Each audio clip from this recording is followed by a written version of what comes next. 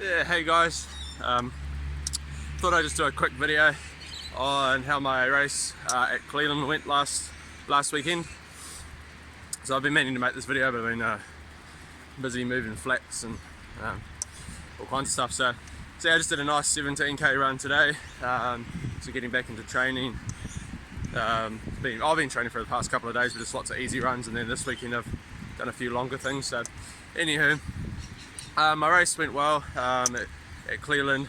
I was coming second, and then at the 35k mark, disaster struck where me and the current leader both took the wrong turn because the course marker pointing us onto the last 15k of the race was either blown over by the wind or removed by some troublemaker. So yeah, it was a bit of a shame. However, I'm not too worried about the overall end result because actually just add a little bit more to that. So when we took the wrong route, and we pretty much ended up adding 7 kilometers onto our overall race distance, so pretty much killed our race.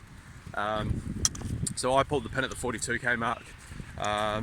So if I finished, I would have ended up have done pretty much 60 kilometers in a 50k race.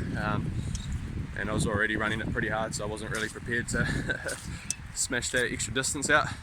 So yeah, it was a good race. I'm not too worried about the overall result. So yeah, I pulled the pin at the 42k mark, but I was going well. I paced myself. I let David and John, they were the other sort of good runners in the field. I let them do their thing over the first sort of 30k's really, and then I caught John at the 30k mark, and then so yeah, I just focused on running my own race, just pacing, keeping within myself, and making sure I was consuming enough carbohydrates and hydrating correctly. And yeah, so roughly around that 30k mark, where I moved into second place, was where it handily coincided with my quads going to shit, because the first sort of 18k was pretty much downhill, and then it was undulating from there on in, so there was a lot of pounding on the quads. So yeah, it was definitely sort of from that 30k mark, the last 20k's was a big mental game.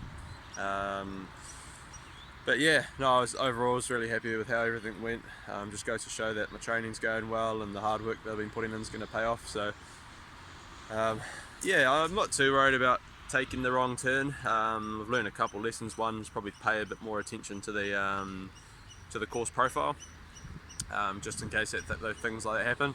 But also, people like someone like Jim Walmsley, who took that wrong turn at Western States, and that was, it's one of the most, well-known ultra-marathon events, and he was on course to set the course record. So yeah, it happens to the best of them, and it's just one of those things, especially with trail racing. There's so many twists and turns and forks in the trails. It's very easy to take a wrong turn, especially if someone pulls a marker down. So, you just gotta keep your chin up and keep moving forward.